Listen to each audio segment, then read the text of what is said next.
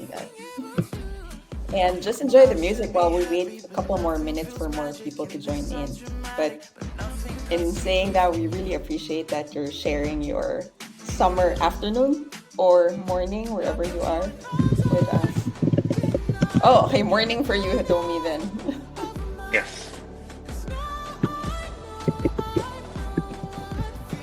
So, where did you get the Lego face thing?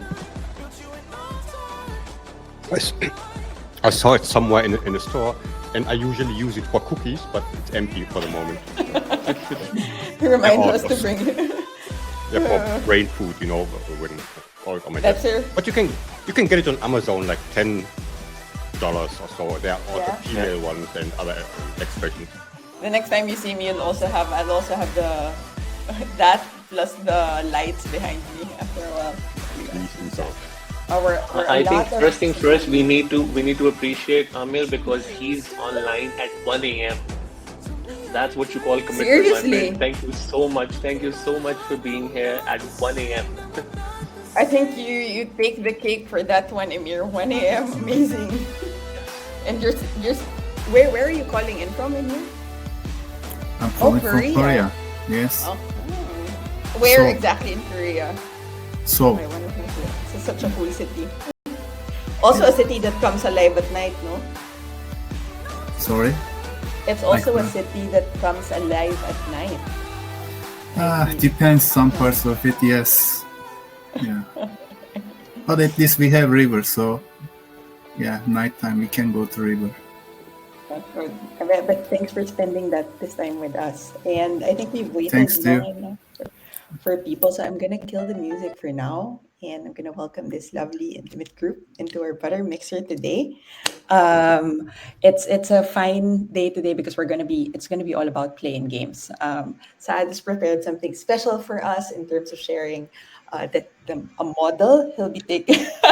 No, I don't think any fingers crossed are needed. Like I saw your framework and it looks pretty fun. I want to participate in it myself, and like it's just gonna be a very casual and hopefully learning filled afternoon or morning or evening for all of us. Okay. Um, I think is anyone here not as familiar with butter? Quick thumbs up if you've seen butter. I think most of the faces here are familiar, but I'm new with butter. This is my first time, so this is quite exciting. okay.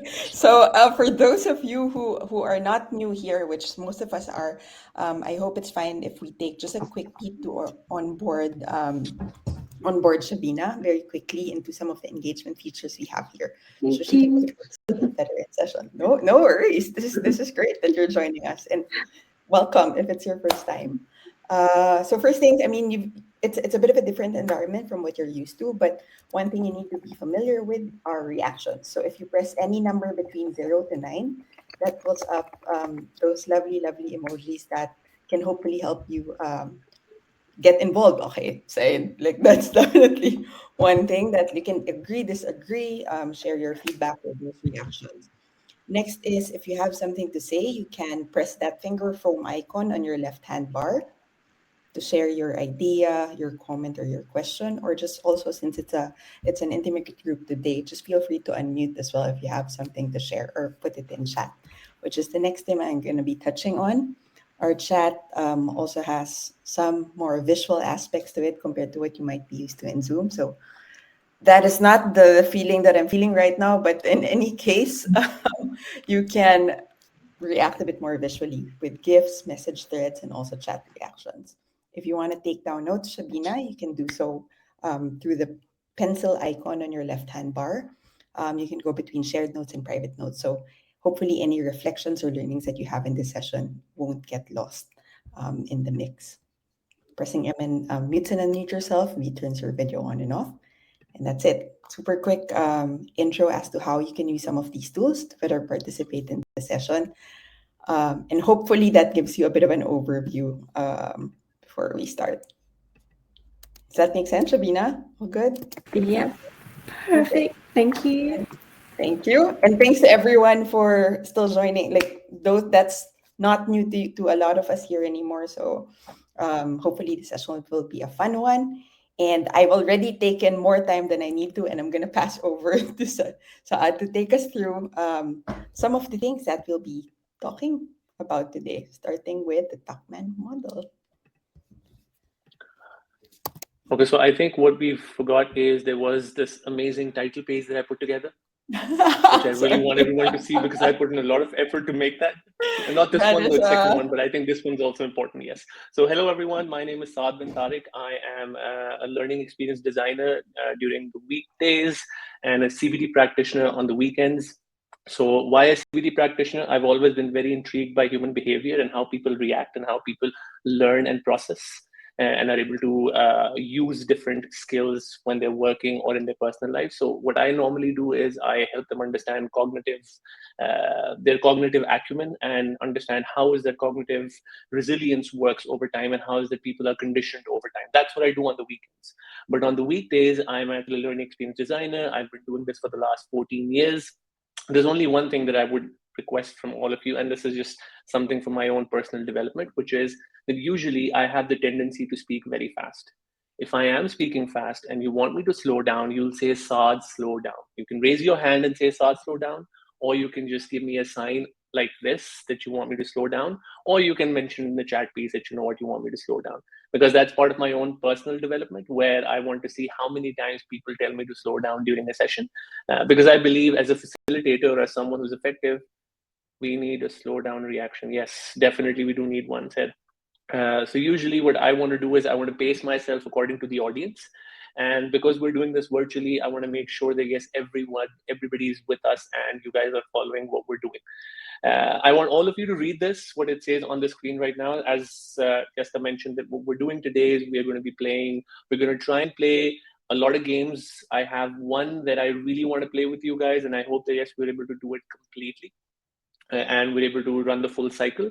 But if we're not able to run the full cycle, you'll still get a feeler of what the game is like and what the game would do when it comes to how do we make great teams.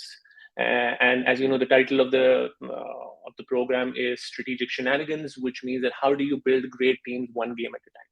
So before we start, I want all of you to read this and tell me, do you guys agree or disagree? And where do you think you are right now when it comes to the teams that you're working in? Even if you're not working in teams, I believe that all of us have to work or collaborate with others within teams, within departments. So I want you to tell me with your current, and this is the most that we've had in the session. Okay, yes, thank you so much, Jessica, for mentioning that. We've got a lot of people starting with the names start with S, or they have similar pronunciation, Saad and Said.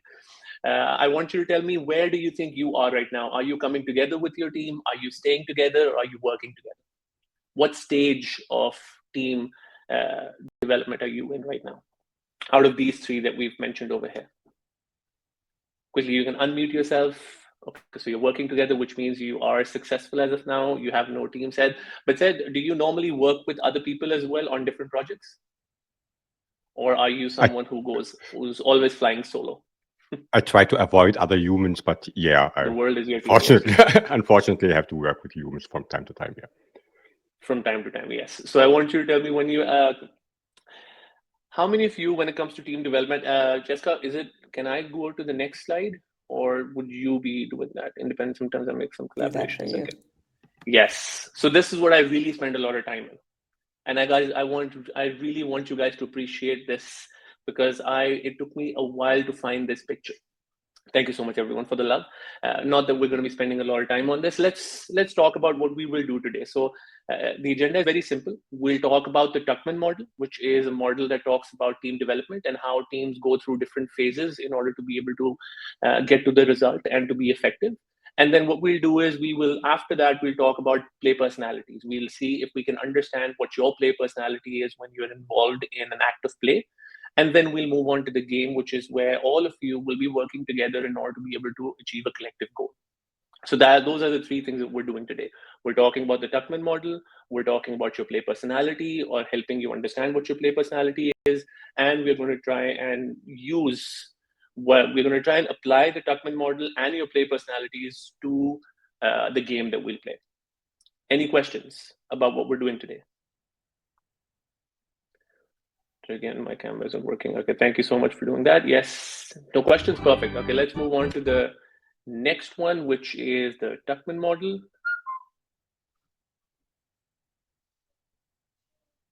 Perfect. So what we want to start with is a poll. I want you to tell me what makes a team great. I want you to quickly answer that so we can see a word cloud, and then we'll talk about how these things that you think make a team great fall within the Tuckman model. So if you can just take a minute and answer the question of what makes a team great. And let's see if we can get the answers over here. Jessica, so how long does it take for us to see the answers? Because I don't You see should any be answers able right now. to, if you press and skip, you should be able to see it now. I'm seeing it, actually. Okay. Yep. Diversity, skill, Let's see. trust, synchronize, collaboration, ideas, candid, listening, goals, shared vision, fun, supported, willingness. Okay, so I see that trust, team, and shared. How would you differentiate? Well, how important is diversity when it comes to great teams? And why is it that diversity is important? Let's see who answered that. Anyone want to share? Clarity on goals, listening skills and shared vision, willingness of team members, collaboration, having fun, synchronized and supportive, trust and diversity, a team that trusts one another, is candid, different ideas, respectable to everyone's ideas, trust one another, and do tasks responsibly. Okay, so I see that we've got 10 participants have answered, which is very good. Now, as I said, why do you think diversity is important in a team? Like, do you really need to have a diverse team in order for it to be a great team? And if that is the case, why? Yes, Ed. For me, it's more of diversity in skills and mindsets, because if we have 10 people in the team and we all have the same skills and we all think alike, what's the point of having a team, right? Just an army then, and not really a team that can work together, in my opinion. Okay. So you want different perspectives to be on a team in order for it to be able to achieve great things. That if people have different perspectives or they come in with different backgrounds, they will eventually add more value or bring in more value. Okay, that's good. And trust, because I see a lot of you have mentioned trust as well. Now, how do you think trust is developed in a team, and specifically in a new team? Because let's say if you have come together for a project, how is it that trust is developed in the initial phases or the initial stage of you coming together as a team? Anyone? Can I talk? Hello, everybody. Yes, please. Yeah, I think it's needed a lot of clarity. Clarity, I think, we have to have clarity, and the communication has to be frequent, and feedback, always feedback all the time, good feedback all the time, and making requests about what we need at each moment. And when things doesn't go the way we want, talk about that. Why? What has failed? And always talk about the we and not about me or you. We as a team. How can we work together? And what can we do together? I think it's that. But clarity. That is, I think, is the one thing that is most. We have to have psychological safety. Yes, I think that's very important. Thank you so much for bringing that up, because I believe that is another very important element of making sure that you're part of an effective or a great team, is the fact that, yes, you feel safe when it comes to the fact that your opinions will be heard, you will be respected, and the ideas that you're bringing to the table, they will be evaluated and then analyzed and see if we want to really implement them or not. Now, I do see someone mentioning communication and trust, which I think is also very important, because initially trust is developed when you can openly communicate, or you have this channel where you know that, yes, you're able to talk, you're able to share your ideas, and you know that those ideas will be heard. There's no way you can develop trust without communicating or without being open and without listening to what the others have to say, and believing in the idea that you have a shared vision. Because I believe only when the time when you really start to understand that you have a shared vision is when you start listening to each other, and then you start bringing ideas together and collaborating. Now, Now that we know what makes a team great, and I see that, yes, we've got some really amazing, we've got some really good insights into it, I want you to tell me how many of you know what the Tuckman model is, or have you heard of the Tuckman model? If you have, give me a thumbs up. If you've not, give me a thumbs down. Thumbs up, thumbs up. Yes, most of us know. Okay, so I see there's a thumbs down as well. There's another thumbs down. Okay. So let's just quickly look at, so it's the Tuckman model. We will, if we can go ahead and show the, yes. So this is what the Tuckman model is. The Tuckman model is a 5-stage process that every team has to go through in order for it to develop, or in order for it to go through different phases of maturity. And by the end of it, which is a journey, you've actually completed a project, and you're now at a point where you will disembark and you'll go your own ways. Usually we don't put this, we don't put a lot of focus on the 5th stage of it. For the most important stages are the 1st to the 4th one, and we will be talking about it we'll just briefly touch on it, so that what we can do is when we start working on, or when we play the game and you form your teams, you're able to understand how is it that it really impacts, and how you go through all these stages while you're in that game. Now, if we can move on to the next one, where we talk about forming. So forming is the start. If you look at it, the way we'll try and explain it is that how the team performance is, and how effective the team is through a chart. So in the forming stage, what you're doing is you're looking for leadership. And the idea is very simple, that you want to understand how is it that I can bring people together in order to make sure they're able to understand who brings in what and what value they add. And that is what happens in the forming stage. Moving to the next one, which is what's going to happen when you start. Today, when you start, what you will do is you'll start identifying roles, and you will start seeing where is it that I fit in, what role will I play within that team dynamic, or that game that we'll play. Storming is when you're testing boundaries of each other. You're actually you're listening to each other, you're identifying what are your capabilities and what do you bring to the table. And then from storming, what you do is you start identifying that this is what role I will be playing. And you can see that when you start in the forming stage, you'll see that the team performance is at a high, because everyone's super excited about what they will be doing together, and everybody wants to achieve a common goal. But in storming, you'll see that the team performance falls down and the effectiveness starts picking up again, because now we've had all the differences and the disagreements and the areas where we thought that, yes, we might not work well together. And now we're moving back towards being more effective, and the team performance starts picking up as well.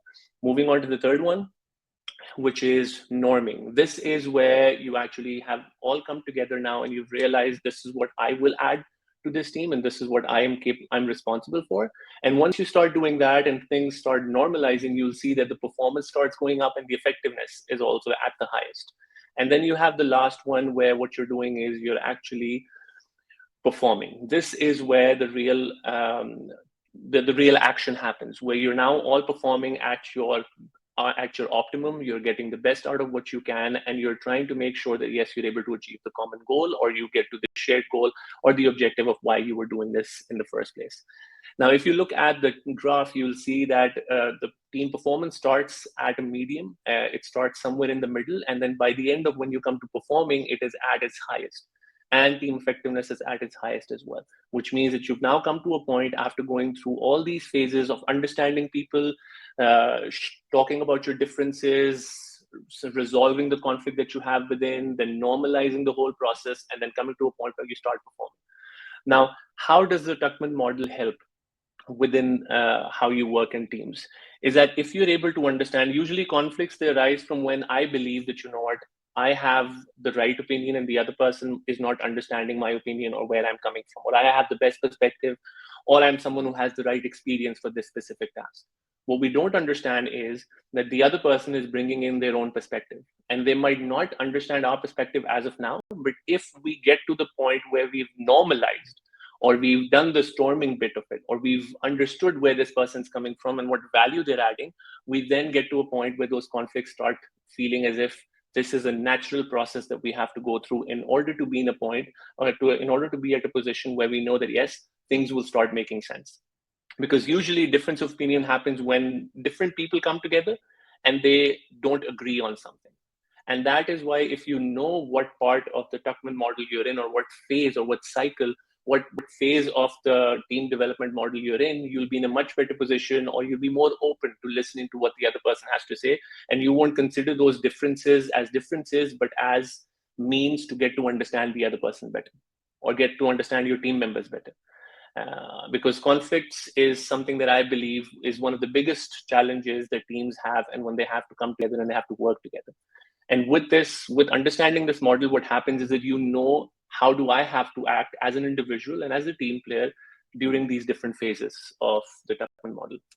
Now, quick question, how many of you have actually used the Tuckman model in developing a team or bringing a team together or trying to understand and discuss or maybe talk about team dynamics within when you're working with your clients or when you're working within your organization? So no one, right? Okay, the answers will be anonymous. Thank you. I really like that. Jessica, thank you so much for doing that. The thumbs up and the thumbs down. Okay, so have not used it, yeah. Okay, perfect. So what I would want you to do is today when we're playing the game, just try and make a mental note of where do you think we are right now when we're in that game, because the game will take a good 20-25 minutes.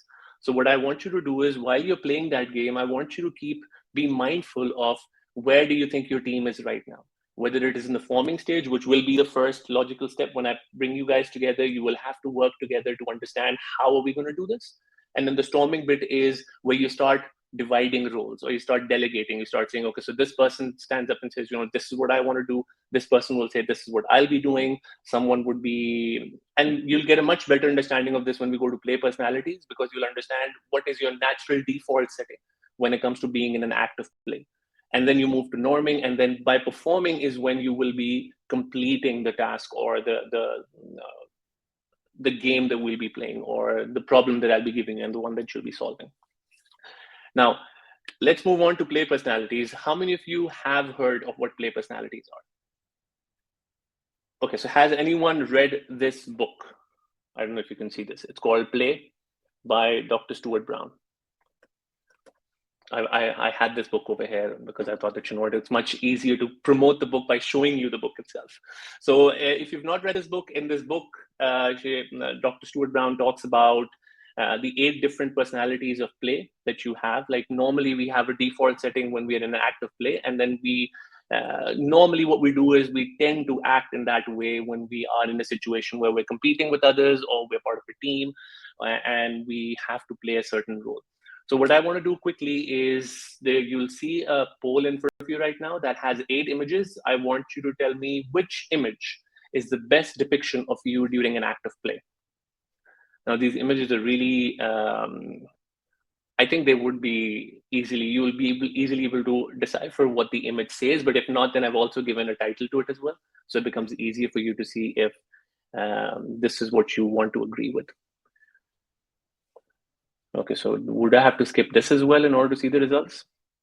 We were also curious to know what you are. You can put it in, answer, and then. Okay, I think I am. Mm-hmm. Okay. Oh, wow. I see that most of us 3 of us are creators. Jessica's a director. I am a storyteller. Then we've got 2 people who are explorers. Amir and Shabina are explorers. Saad is a creator, and Saad we already knew because I've seen a lot of your LinkedIn posts and the work that you've done, and I know that yes, you are that person who brings in the humor element to it. So this was already a given, and that's why I had it on top. And then if you see that the person has some really funky glasses as well in the image.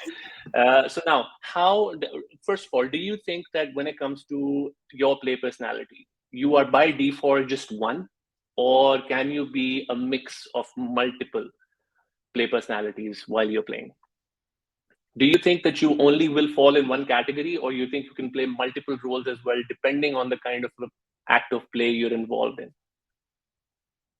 Mix. Okay, thank you so much. You told me mix, multi. Okay, very good. Split personality. Thank you, Saad, for mentioning that. I know that yes, we're all very complex beings. We can never put ourselves in one category or say we're black and white. We all are different shades of gray. Okay, even the answer mix for sure. Okay, perfect. Now, understanding what play personality is very important. important, because what happens is that you can then identify that and see how this would connect with, or this would align with what we were talking about earlier. The Tuckman model is, if I know that I have someone in my team who's a creator, then I know that, yes, they will add real value in the forming bit of it, or the storming bit of it, or the storming stage of it. Because what I'm doing is, if they are people who are creators, they can come up with ideas, or they are people who would want to create and take matters into their own hands. So what I'll do is I'll use their play personality or something that I already know about them with experience, and I'll try and make the most of them in that specific phase of the team development cycle. So it's very important that, yes, if you're able to bring this together, if you're able to understand people as who they are when it comes to being in a play situation or being in any situation when it comes to work. And if you look at it, you can actually say that everything that we do at work, we can somehow find some characteristics of play within it, or we can find some sort of a competition or some sort of an action that is happening to learn how to play with people. So, okay, so that makes a lot of sense. Yes, we can have a conversation on that later, because I think that's a very interesting way of perspective of looking at it. So what I want to now do is I want to see if, because I actually was able to put something together which would help you understand what these play personalities are in 3 words. These are these flashcards that I was able to put together. Just if we can see them, we'll quickly go through them, and then we'll move on to the game, because I really want to spend a lot of time on the game. So as we all know, we don't need to explain what the Joker does, because we already know what a Joker would do. They entertain, they're extroverted, and they're humorous. So Saad, and I think they have similar glasses as well. Saad, he's wearing the same kind of glasses that you're wearing. Or maybe I'm wearing the same glasses. Yeah, they look similar, yes. Yes, this should be Saad's photo. I didn't want to take the liberty to put his photo over there right now. I thought that, you know what, we'll do it in the session, and if he acknowledges it, we'll then put his picture over there. Then you've got the kinesthetics, the ones who like to move a lot. They are body-based and they're very active, which means that these are people who would want to be, they'll be physically very involved in what's happening around them, and they'll be moving a lot as well. Moving on to the next one is, it's the explorer. They are curious, they're learners, and they're adventurous. So explorers are the ones who are not going to stick to what the rules are, and they'll try and see if they can find some loopholes or some areas to improve, or they'll find ways to see how they can play by the rules, but they can look as well and see if something makes sense or something can make their life easier. After explorer, you have the competitor. These are competitive people who are winners, and they're very ambitious as well. Now, I'm pretty sure we do have some competitors in the room right now, or in the session right now, and we will get to see it when we actually go to the game as well. After competitors, unwanted challenge seekers. Yes, explorers are people who would want to find challenges, and they will be out there to find something that would not even be a challenge, but they say, you know what, let's just make this a challenge and be able to solve this as well. After competitor, you have directors. These are the ones who are organizing, the ones who are leading, and the ones who are systematic. People who will eventually take the lead and would want to process around that act of play. And they'll say, you know what, rather than actually just trying different things without documenting them or without recording them, we need to have a process around it, and we need to organize that process and make it more systematic. After directors, you have the collectors, people who are curating, they're appreciating, and they're acquiring as well. Now, these are people who would just want to collect everything that's coming to them. Like, ideally, what they'll do is they'll collect ideas, they'll look at what's happening, and especially when it comes to, because what I do is a lot of physical tabletop games. So you'll always find someone who'd say, you know, give everything to me and I will find a way to fix this. Those would be people that I would categorize as collectors. And then you've got the storytellers, people who would want to, so Saad can also be a collector as well, right? So with being a director. So the storyteller is someone who will create a narrative around it. People are very imaginative and they're very engaging. So they'll find or create a story from everything that they have in front of them, and they'll try and give a story aspect or make everything around them a story, or something that has something that can make it more engaging, or something that would make what they're doing more interactive. And then you have the creator, people who are inventive, artistic, and imaginative. Now, creators, I think they play a very important role, but then you need to understand that how is it you're balancing the creator with all the other play personalities within what you do in an act of play. And I think that would be very important when we start playing the game, that you have to understand that if everybody's playing a similar role or everybody has a similar personality, it becomes very difficult for you to be able to win that game or complete that act of play or get to the desired result. which is something we were talking earlier as well when someone mentioned that we need to have a diverse team. So by a diverse team, you're not just talking about where they're coming from or what background they're bringing to the table. You're talking about the kind of skills they bring to the table as well, which means it's very important for you to have a mix of every one of these play personalities or different personalities coming together to be able to solve, to achieve a common goal. So those were the 8. There is a quiz as well. What I'll do is, if possible, I will share. It's a very interesting quiz that actually helps you understand what your play personality is. I'll share that with you in the. Most probably, I'll share it with Jessica, and then she can share it with you guys, or I can share it with you on the Slack channel, wherever it is. We can talk about that. You can actually get to see what you are, because this is what you believe you are, right? And then you can go through a quiz or an assessment or an evaluation to see who you really are. And I'll share it in the community so that you guys have access to it.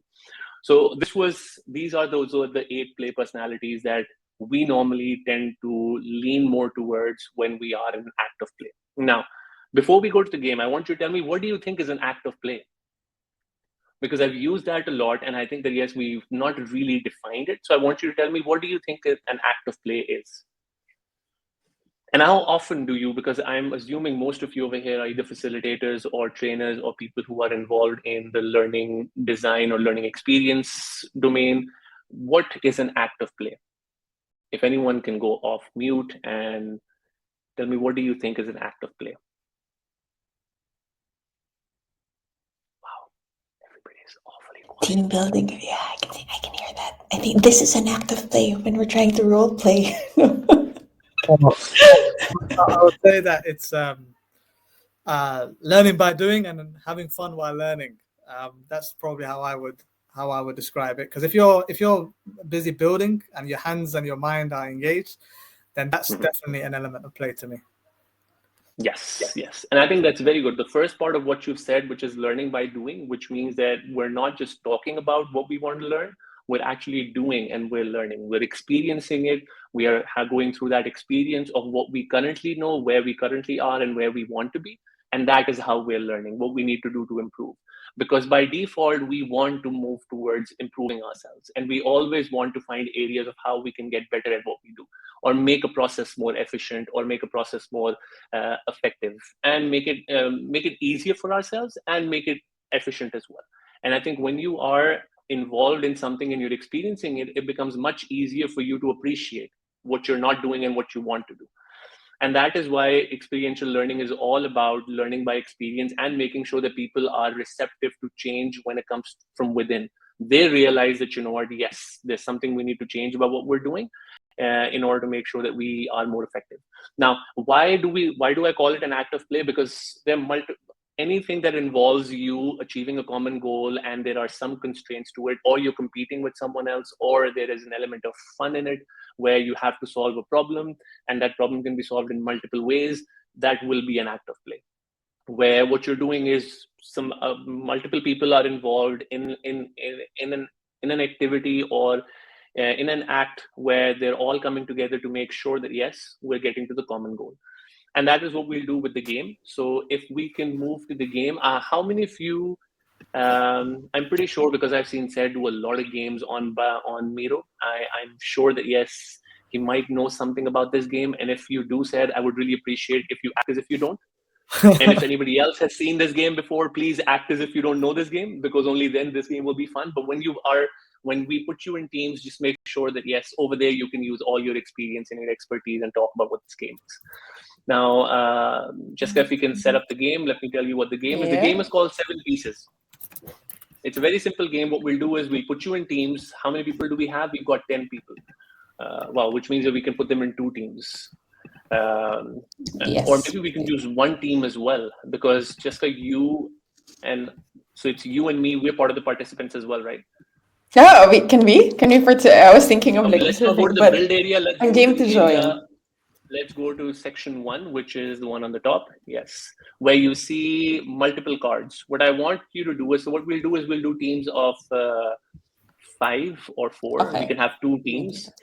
We can talk about the teams later. If we can zoom in to pick a card, Jessica, for now.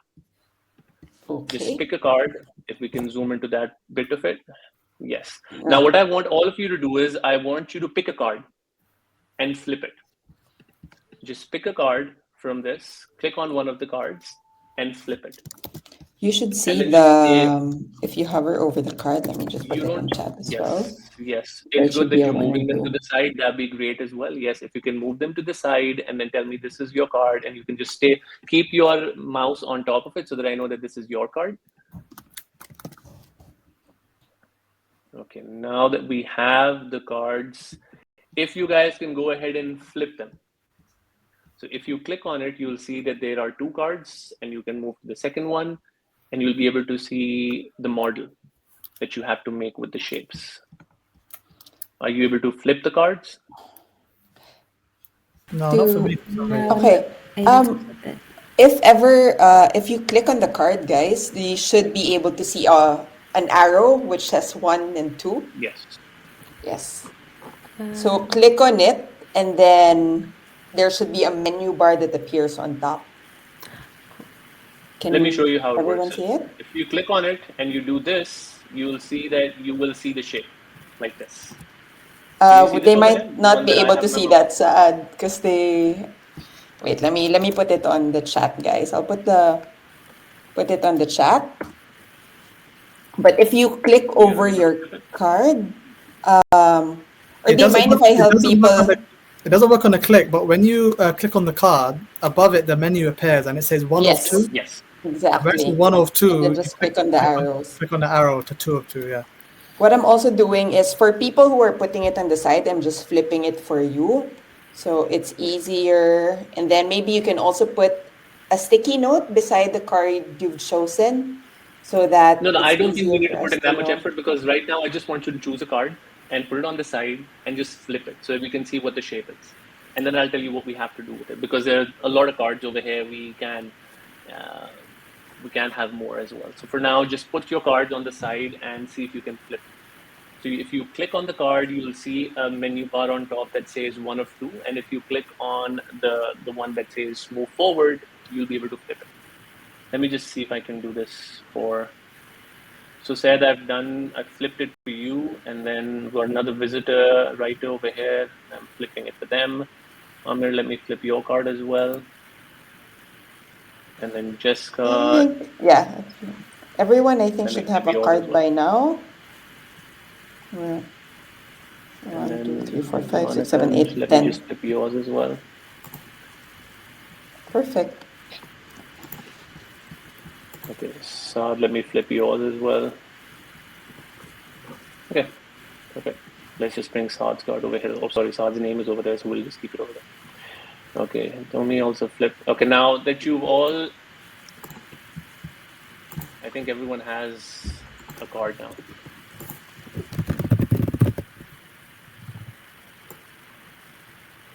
Is everyone good with their cards? Maybe quick thumbs up if you are. Yes, perfect. Hitomi's good. Saad, Saeed, Perfect, everyone. very Okay, good. perfect. Now what I would want you guys to do is, if we can take these cards and decide on. So, Chester, can we put them in teams?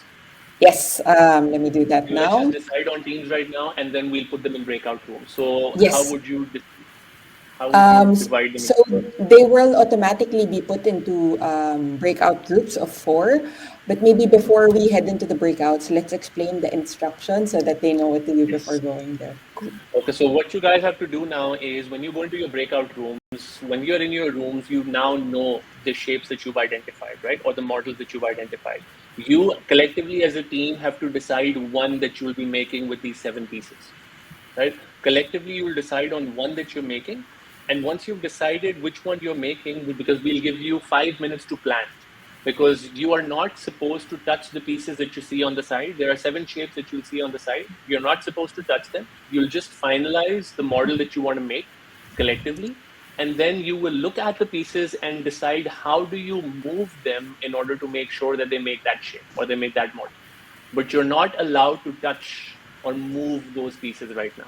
Right now, we're just planning, which means we're going to the first 2 phases of the Tuckman model, which is norming and storming, which means we're coming together, forming and storming, which means we're coming together and we're deciding on how we want to do this.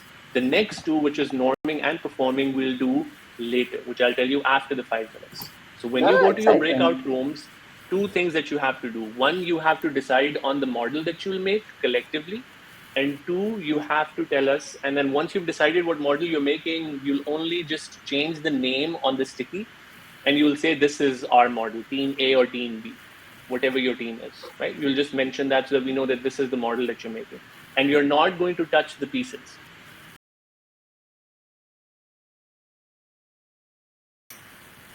Okay. That was Okay, fun. No but worries. we don't. No worries, no worries. We don't have a lot of time. We only have 10 minutes left for an hour. So what we'll do is we'll quickly move to the second phase of it. Now, you've all decided on what shape you're making, what model you're making. So now you'll go to your rooms, breakout rooms again, and you will go on the Miro board. There's a build area, which Let me open the Miro is board right first so we underneath. can Yes, see it. we'll show you the Miro boards that you can see. Do we Does have everyone, team names? does everyone have a separate area to build? Yes, there's Yes. a separate area to build. It's on So the you Miro should- board right here. Yes, Jessica, if you can take. Yes, this is your build area. Now, the instruction is, the most important instruction is that you can only move these pieces 10 times to make this shape. Oh. So what I want you to do is you have to use your movements very carefully and be very mindful of how you bring those pieces to the build area, because once the piece is on the build area, you cannot move it again. If you move it once, that is going to be counted as one move, and you only have 10 moves. So make sure that, yes, Saad, you want to say something? I'm just want to ask, can we rotate things? Is it a move? Isn't it a move? How Yes. Once it's on the build area, you rotate it once. That's one move. You rotate it again. That's another move. Ah, that counts. Okay. Wow. So moving it is one, and rotating it would be two, right? Yes. No. Okay. So if you've moved it, and if let's say you've moved it and you've rotated once, that would be counted as one move. But if let's say you moved it and rotated on the right, and then you're doing it on the left, that would be considered a second. So one rotation with one move is allowed. Now, Is it only considered Yes. a move if it's in the build area? You see, this is where your play personalities come out. And thank you so much for saying it out loud, because now what you've done, you've actually given the other team the idea that they can actually do that. It's okay. I'm going to go The to reason Saad why- and I'm going to find him and I'm going to sabotage his game. No, don't worry. The reason why I didn't tell you that is so that you guys can figure it out on your own, that yes, you have the pieces in a different area. You can move them as much as you want in that area, but as soon as they come to the build area, you can only move them 10 times. And what I'll do is, for the next 5 minutes, because are you guys done with the planning? Do you think you're ready with your model and you know how you want to make it? If you're ready, give me a thumbs up. Broadly, yeah. And just to check, we can reduce the size of the pieces, yeah, in the right side. No, no, you can't. So now that you're clear, you have a clear plan, right? And you know what you have to do. What we'll do is we'll take the pictures away. No. You can't see the model that you're making. We're going to take the model away, and you'll have to do it with whatever you remember of the plan that you have. Are you guys ready for that, or do you want to have the picture in front of you? Because I don't want to make it very difficult. I want all of you to win. I don't want anyone to lose. So you want to keep the picture, or you want to take the picture away and challenge yourself? We made a wise Yes, I decision. see yeses. So picture on, yeah. Yeah. Okay. Okay, then yeah, because we don't that's have a lot of time equitable. as well, so let's just keep the picture with. And so now, because you see that there are two different build areas, Team A and Team B, I want the first group to work on the first one and the second to work on the second one. And let's put you in breakout rooms again. You guys can have conversations, and let's see who's able to complete this in the next 7 minutes, because that's what we have left. So wish you all the very best. Back to your breakout rooms. I'll put it in You don't- four now. You and don't see need to guys. answer, but there are no pieces missing, right? Because I'm kind of insane. I'm looking for something that is not there. Okay, it's not a trick question or anything. Okay. No. So how was it? I can see that Saad still thinks that, you know what, there's some part that's missing because he wants to make the tail. And he's like, I want to make sure that I'm able to make the tail, and I can't make the tail with the pieces that I have. So normally what we do is I normally play this game a lot in person. So I've got this really nice, colorful 7 pieces that we have cards with it, and the cards have solution on the other side as well. So normally what I tell the teams is don't flip the card because you'll see the solution. But most of them end up flipping it when they get really frustrated, because that's how we are. We just want to get to the end result. We just want to win, or we just want to know how it's done. So I want you to tell me, while doing this, what stage of this team dynamics that you experienced, or this experience as a team, what stage of the Tuckman model do you think you really struggled in? Was it the first one? Was it the second one, the storming bit, the forming bit, the norming bit, or the performing bit? Because the first one is forming, when you're coming together, which is what we did together, and then you started planning on what you wanted to do with these pieces, which was when you were in the breakout rooms the first time. Because most of you, and this is something that Jessica and I noticed, that you spend 80% of your time deciding which shape or which model to make, not the planning of it. Because yes, you could have picked any one of them. But I think how you were planning is that you were saying that, you know what, this one would only require 3 pieces, or this one would only require 5 pieces. That's how you were planning when making a decision of which model to build. Is that correct? Or did you guys have a different way of deciding on the model? We spent less time on the planning, but we pretty quickly came to Amir's suggestion, but we double and triple checked, which we probably could have cut that time out. And then we didn't spend enough time on the planning. I think we assumed that the pieces were all there, we would make it work. But the bit that I was highlighting was that the bit in the middle, the rectangle, was going to be really hard to get, and we didn't really find a way to overcome that bit. But I think we had 90% of it figured out apart from that. I agree. We had only problem at performing part. I think this last part. Yeah. So yeah. But if you go through the natural and the organic time that requires for you to get to the performing phase, you'll see that at that point your performance and your effectiveness is at its highest. Because this was a rushed intervention, and it was a rushed experience where we said that, you know what, in 5 minutes you need to plan, the next 10 minutes you need to build. You were not able to organically or naturally get to know each other and get to a point where you're performing at your best. All of you were trying to make do and see what is that we can do together to be able to get to the result. So yes, this was rushed. This was not you going through the real process in a very natural way. But when you normally do it in a natural way, where you have enough time to get to know your team, you've gone through the storming where all the conflict happens, and then you've started forming now, and you've come to a point where you now know what we're doing together, and then you come to the part where everybody's performing at their best, you'll see that yes, it becomes much easier. Now, talking about play personalities, I want you to tell me, do you think you were able to be a good representation of your play personality while you were involved in the game? Because I know that Saad, you didn't get a lot of time to be the Joker this time around because you were constantly thinking about that missing piece, right? And that was fun, so yeah. So yes, were you able to be, and I think which is very good. I like how what Jessica did is actually put in all in the chat piece. If you can see that she took pictures to show you what you've really done and the effort that you put in. I really like what team Group A was able to make.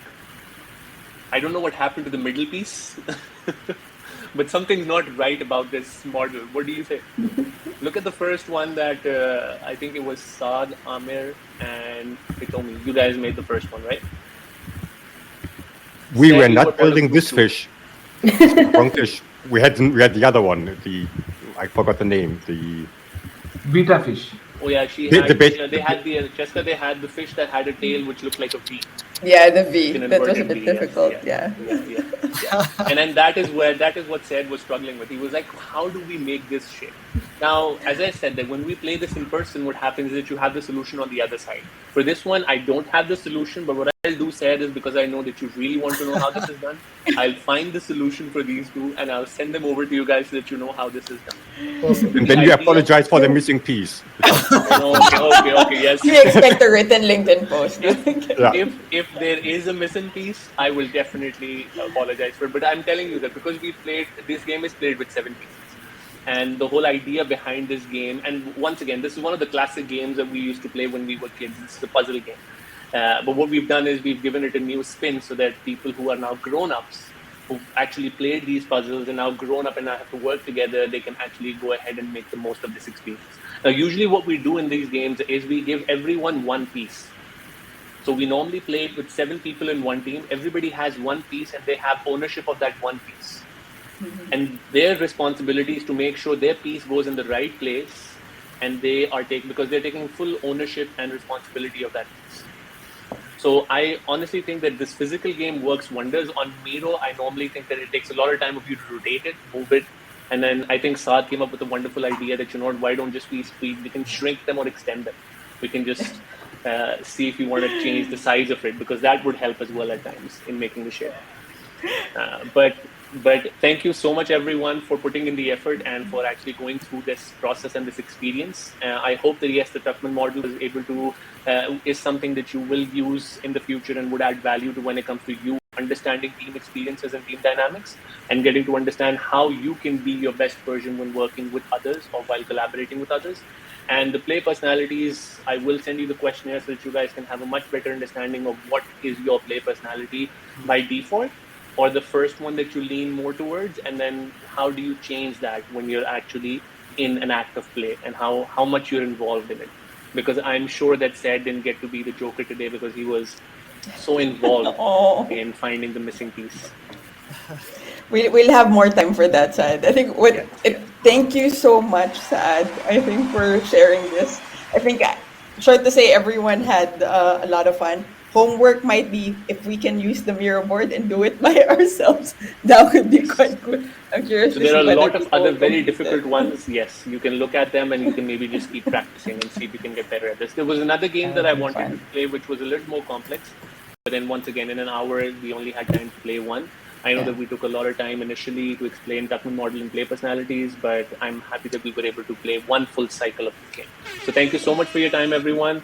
Thank you. Thank you, everyone, for joining.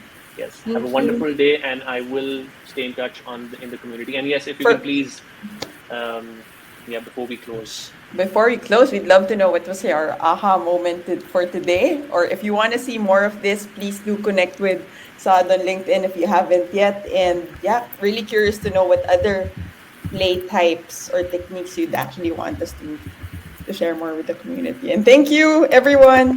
Hopefully you have a great rest of the day. Take care. We all know what we're going to do for the rest of the day today. Thanks, Saad. I just want to say, Saad, because you solved the problem for me you had no idea about. It was something I was thinking about, and you just did it naturally, and now I have an idea about something I'm building a game in Miro. So thanks for that. I will not tell you what it is, but just thanks. No problem. I'm so happy that I was able to help. And if you can, when you create whatever you're creating, if you can give me some credit of it, you can say that, you know what, thanks to Saad. I always do that. So I always do that. Yes. So thanks a lot. Enjoy the rest of your day. It was awesome. I'm very happy to take the credit. So very happy to take the credit. Yeah, I just put Saad and then no last name. Right? Yes. Both of us can take the credit for that. And Amir, thank you so much for being here so late. Thank you, guys. I hope that yes, you were able to have fun and this was worth the wait. And now you can get some quality sleep. Thank you so much. Thank you. I just finished it, by the way. Really? Wait, yeah. I sent it to Oh yeah, look at that. Yes. How did you do it? I didn't change the scale, all of them in same scale. I just screenshot and do it in Photoshop. Just move these things. So I think this is the perfect. Amazing. Now this is creative and the creator as well. He was creative about it. Yeah. I'm going to take matters into my own hand and I'm going to do it myself. Yeah. Good job. Yeah. Very Explorer, director, all of the play personalities. And I didn't scale, so it's okay. It's working. So all of them okay. Thank you so much. Thank you so much. Saad. Have a nice Thank day. you. Yes.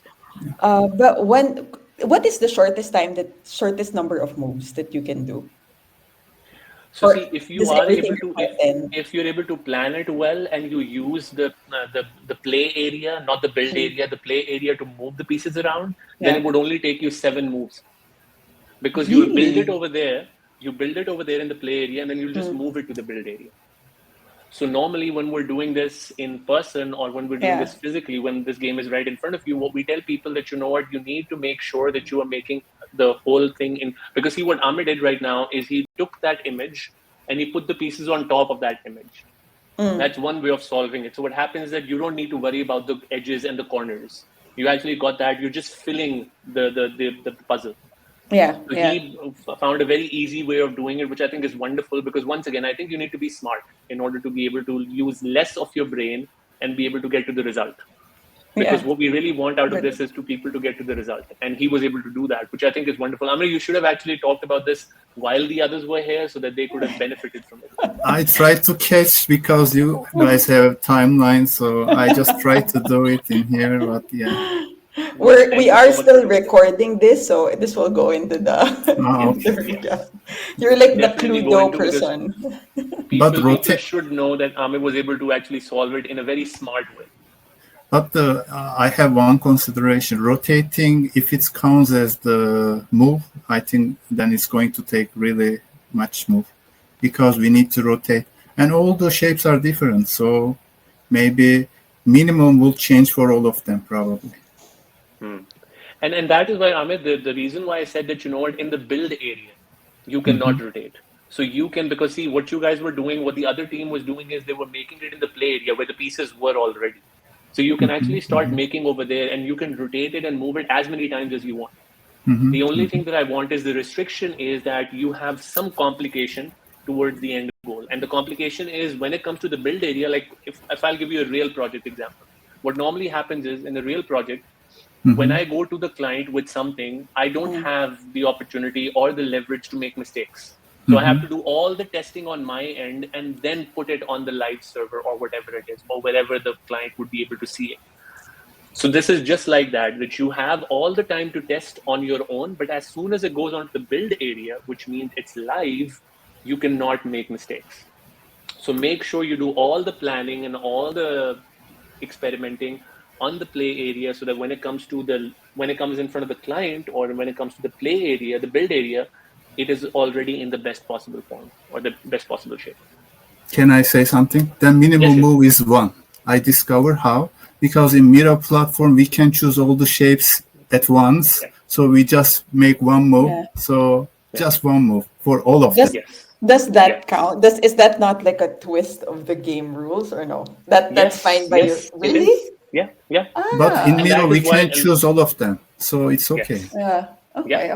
And Jessica, the reason behind that is it's not about how you solve the game. It's about what skills you use and you develop and you explore about yourself that can help you solve problems more efficiently. Because see, this is not a game that you will play in real life, but the skill that you use to solve this problem can really help you in real life to solve a real complex problem with the least amount of effort. Yeah. I almost want to see this included in like application. Applicant tracking, because we have a weird question in our application. Like how would you rather fight 100 ducks or something around horse-sized duck and duck-sized horses? And I feel like this is a bit similar in terms of how you can apply creative thinking. And because it is being creative. And I think, Amir, it was wonderful. At 1 a.m., you were able to be